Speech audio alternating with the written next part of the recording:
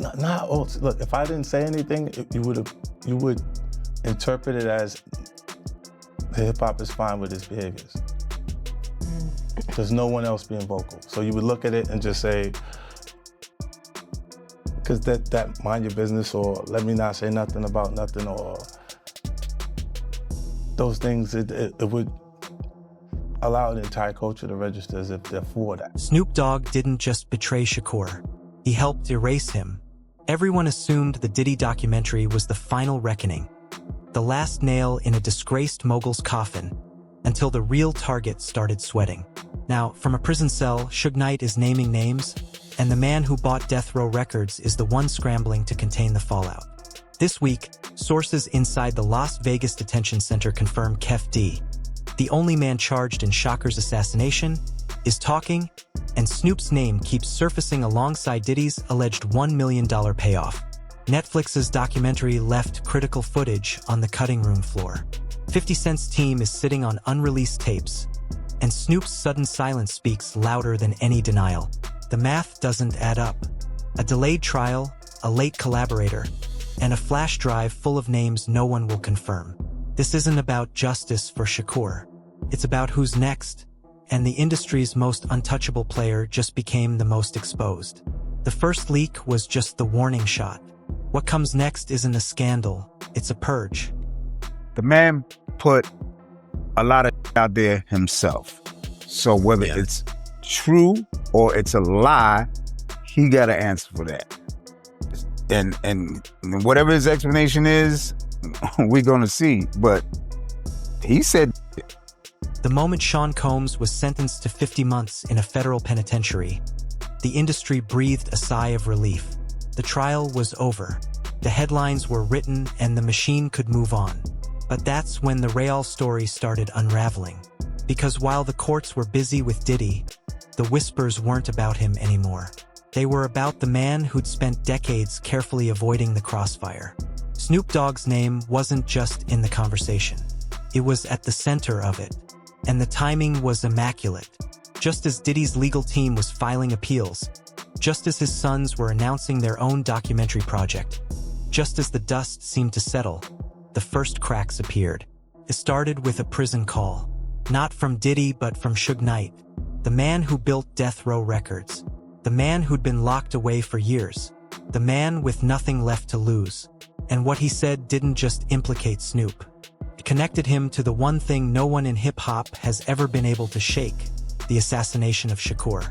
We can all have a grown-up discussion, and I don't think we need to cancel a longtime musical artist related to it. It was controversial at the time when they considered pulling it, and I guess this movie can't be shown in some countries. But honestly, really innocuous content. The details came fast and unfiltered. Suge, speaking from his cell in a recorded interview that spread through back channels before hitting the streets, didn't just suggest Snoop had knowledge. He claimed Snoop had been active, that he'd been part of the machinery, that he'd had conversations, real ones with real consequences about Shakur's tragic death. And then came the kicker. According to Suge, Snoop wasn't just a bystander. He was a participant in the silence. The man who would later buy Death Row Records, who built his career on West Coast loyalty, who spent years crafting an image of laid-back resilience, was suddenly framed as something else entirely. A strategist, a survivor, the kind of player who knows where the bodies are buried because he helped put them there. And the industry's reaction wasn't denial or outrage. It was a quiet, telling silence. Here's where the story stops following the script. Because if this were just another rap beef, another round of he said, she said, the responses would be loud and immediate. Lawyers would be on the phone. Statements would be released. But that's not what happened. Instead, Snoop's team went dark. No press releases, no social media clapbacks, just a single, carefully worded Instagram story. Damn, mental health is real. Posted the same day young Noble, one of Shakur's closest collaborators, took his own life. Coincidence? Maybe. But in an industry built on image control, that kind of restraint doesn't come from confidence. It comes from calculation. And the timing lines up too neatly with the other pieces starting to fall into place. I have never seen honestly, until Kendrick now, I'd never seen anybody from where I'm from, the area I'm from, the place I'm from, do what Snoop did. The first piece is the documentary, not Diddy's but 50 Cent's. Sean Combs. The Reckoning dropped in early December and pulled in over 21 million views in its first week, outpacing Netflix's biggest shows. But here's what didn't make the final cut. Footage so explosive that even 50 Cent, a man who's never shied away from a fight, decided to hold back.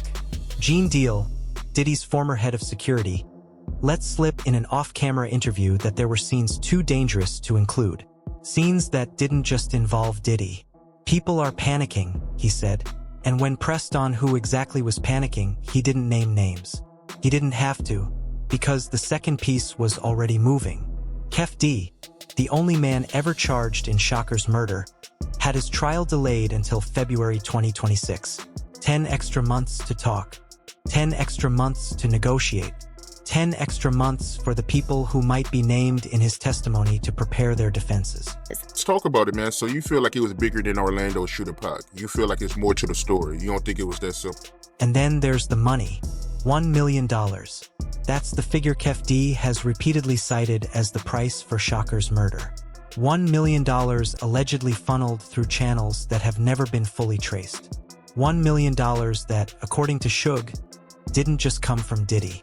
The implication hangs in the air, unspoken but impossible to ignore. If the money didn't stop with Diddy, where did it go? And who else was paid to stay quiet?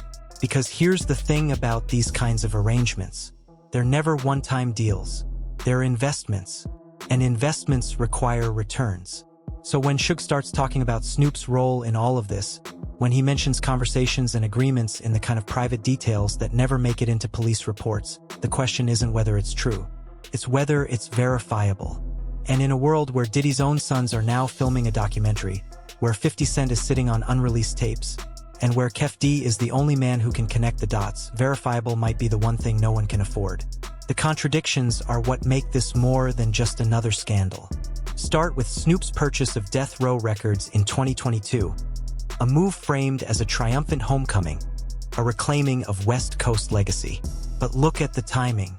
The deal closed just as the first whispers about Diddy's private life habits were starting to circulate, just as the federal investigation was heating up, just as the industry was beginning to sense something bigger was coming. And then there's the way Snoop handled the Shakur tributes, or rather didn't. While other artists posted throwback clips and heartfelt messages on the anniversary of Shakur's death, Snoop's social media went dark. No tributes, no mentions, just a single repost of an old interview where he talked about moving forward. Moving forward from what? Then as soon as I walked out of there, I went in the bathroom and I threw up. And just laid on the floor for like 30 minutes. His mama came in there and cleaned me up. And then there's the reaction, or lack thereof, to Suge's accusations. In any other situation, a claim this serious would trigger an immediate response. A lawsuit for defamation, a public denial, a carefully worded statement from a lawyer. But Snoop's team has been quiet. Too quiet. The only noise has come from the usual suspects. Bloggers parsing his silence, fans debating his loyalty, and the kind of industry insiders who know that when the biggest names go this still, it's not because they're innocent. It's because they're waiting to see how much the ground is going to shake before they decide where to stand. But the real tell isn't what's being said. It's what's being moved. Behind the scenes, there's been a flurry of activity that doesn't match the public calm. Lawyers are being retained, not for lawsuits but for damage control. Old associates are being contacted, not for reunions but for consistency checks. And then there's the matter of the flash drives.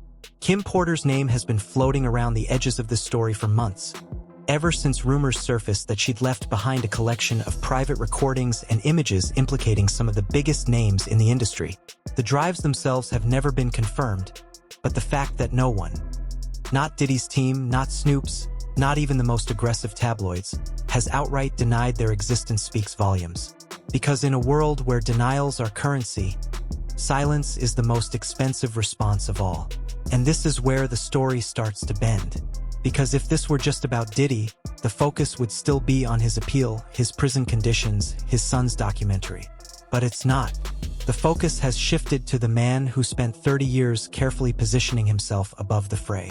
The man who bought the label that Shakur bled for. The man who was never directly tied to the violence, the private life scandals, the backroom deals, until now. And the thing about a shift like this is that it doesn't happen by accident. Someone is guiding the narrative. Someone is feeding the leaks.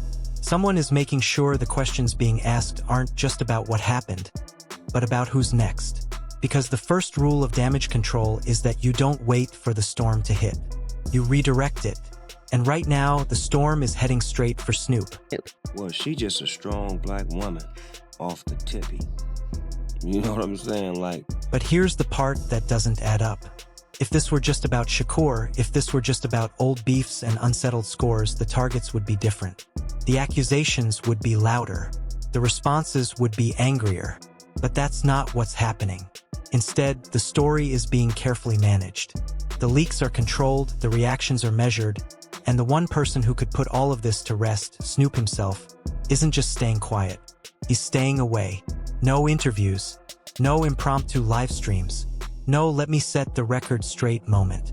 Just a single Instagram story about mental health, posted on the same day one of Shakur's closest collaborators took his own life. A man who, by the way, had been part of the Outlaws, the group Shakur himself assembled in the final months of his life. A group that had been signed to death row. A group whose rights Snoop now technically owns. And then there's the matter of the documentary war. Diddy's sons are filming their version of events. A project announced with all the fanfare of a family trying to reclaim its name. But the timing is off. If this were just about defending their father, they would have started filming the moment the verdict came down. Instead, they waited. They watched 50 Cent's documentary drop. They let the industry absorb the first wave of damage. And only then did they make their move, which suggests this isn't just about defense. It's about leverage. Because if there's one thing 30 years in this industry teaches you, it's that the best time to negotiate is when the other side thinks they've already won. But the most damning piece of all isn't what's being said. It's what's being bought. Because while the public story is about accusations, documentaries, and prison calls, the private story is about assets. Death Row Records wasn't just a purchase. It was an acquisition.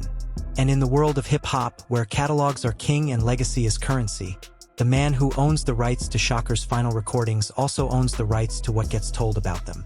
Which means if there's anything left to hide, anything that hasn't been said, any part of this story that still has the power to hurt someone, Snoop Dogg is the one who decides whether it sees the light of day. And that's when you realize this isn't just about the past. It's about the future. Because the first rule of power isn't control, it's containment. And right now, the only thing being contained is the truth. The question is no longer about what happened to Shakur or what he did, or even what Suge is saying from his prison cell. The question is about what comes next. Because the leaks aren't going to stop. The trials aren't going away. And the man at the center of it all isn't just staying quiet. He's preparing for impact. The only thing left to find out is who else is going down with him. Like I keep saying, like, when you get to be the age that we at and you get to become as successful as we are, you have to start doing some things that matter for the future. The pattern starts to emerge when you look at who's been erased from the story and who's been allowed to rewrite it. Shakur's murder wasn't just a loss. It was a reset, a moment where the old guard could be blamed, the loose ends tied, and the survivors repositioned as kings instead of witnesses. And no one understood that better than the men who were there when it happened. Diddy, with his bad boy empire and his carefully cultivated image of a mogul who could outrun any scandal. Suge, the incarcerated architect of death row, still pulling strings from a prison cell. And then there's Snoop, the one who walked away clean. Or so it seemed. But the thing about resets is that they only work if no one digs too deep.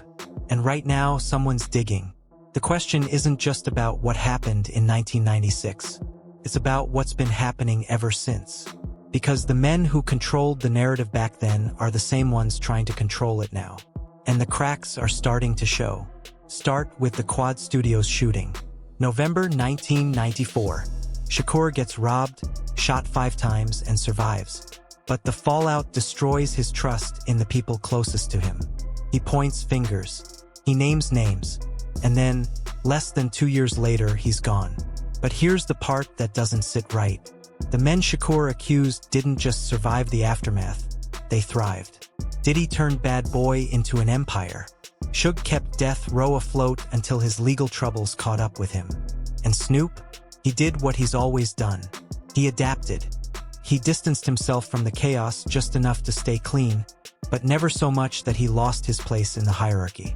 He recorded songs with Biggie. He did interviews with Diddy. He played both sides. And when the dust settled, he was the only one left standing with his reputation intact. That's not luck. That's strategy. And strategy like that doesn't come from innocence. It comes from information. So him being neutral in the beginning was amazing. And then him choosing sides at the end was a demise.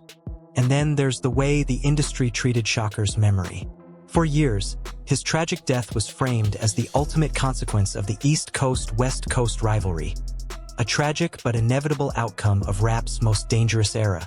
But that narrative only holds if you ignore the inconsistencies, like the fact that the men who were supposed to be enemies, Diddy and Snoop, ended up on the same stages, the same tracks, the same business ventures, all while Shakur's case stayed cold. Or the fact that the only man ever charged in connection with Shakur's death is now claiming that the money didn't stop with Diddy. That's not a coincidence. That's a system. And systems like that don't build themselves. They're built by people who know how to keep secrets and how to profit from them. Now let's talk about the flash drives. The ones that may or may not exist. The ones no one will confirm or deny. The ones that allegedly contain the kind of private life details that could rewrite history. The rumor is that Kim Porter, Diddy's former partner, left behind a collection of recordings and images that implicate some of the biggest names in the industry. The drives themselves have never been verified, but the reactions to them have been. Lawyers have been hired. Statements have been prepared. And the one name that keeps coming up in connection with them isn't Diddy's. It's Snoop's. Because if there's one thing powerful men fear more than exposure, it's the kind of exposure that can't be spun. The kind that doesn't just damage reputations, it destroys legacies. And in an industry where legacy is everything, that's the one thing no amount of money or influence can fix. But here's where the story gets even more interesting. While everyone's been focused on the past, the real action is happening in the present. Diddy's sons are filming a documentary, not about their father's legal troubles, but about his life, his career, his influence. And the timing is impossible to ignore. They started filming after 50 Cent's documentary dropped, after the first wave of accusations hit, after the industry had already begun to distance itself from Diddy. Which means this isn't just a family project, it's a counterattack. And counterattacks like that don't happen without leverage. So what do they know? What did Diddy tell them? And more importantly, what are they willing to use? You know, and with this arrest of Keefe D, brought more questions. You know what I mean? And and there was some answers with that. So it has to be looked at. And then there's the matter of Death Row Records. Snoop bought the label in 2022, a move that was framed as a triumphant return to his roots. But Death Row isn't just a catalog. It's an archive. It's the rights to Shakur's final recordings. It's the contracts, the unreleased tracks, the private live sessions no one outside the inner circle has ever heard. And if there's anything left to hide, if there's anything that could still implicate the people who were there when Shakur was killed, Snoop is the one who controls access to it. That's not just power, that's insurance. And insurance like that doesn't come cheap. Now let's connect the dots. Start with the fact that Snoop's been quiet. Not just about Suge's accusations, about everything. No interviews, no public statements. Just a single, carefully worded Instagram story about mental health, posted on the same day one of Shakur's closest collaborators took his own life. A man who, by the way, had been part of the Outlaws, the group Shakur assembled in the final months of his life. A group that was signed to death row. A group whose rights Snoop now owns. That's not a coincidence. That's a message. And the message isn't just for the public. It's for the people who know what really happened. Because in a world where information is power, silence isn't weakness, it's strategy. And then there's the documentary war. Diddy's sons are filming their version of events. 50 Cent has already dropped his. And somewhere in the middle, there's a third player who hasn't made a move yet. Snoop. Because if there's one thing 30 years in this industry teaches you, it's that the best way to control a narrative isn't to deny it, is to rewrite it. And right now, Snoop is the only one with the resources, the access, and the motive to do exactly that. The question isn't whether he will, it's what he's willing to sacrifice to make it happen. So here's what we know. The documentary war is just getting started. The trials are coming. The flash drives, real or not, are out there, and the industry's biggest names are starting to sweat. But the real question isn't about what's already happened. It's about what happens when the dam finally breaks. Because when it does, it won't just be Snoop in the crosshairs. It'll be everyone who's ever benefited from the silence. And in hip-hop, that's a long, long list. So tell us, what do you think is really on those flash drives? Who's next in the crosshairs? And how far do you think the industry will go to keep this buried? Drop your theories in the comments because this story is far from over. And trust us, you're going to want to stay tuned for what comes next.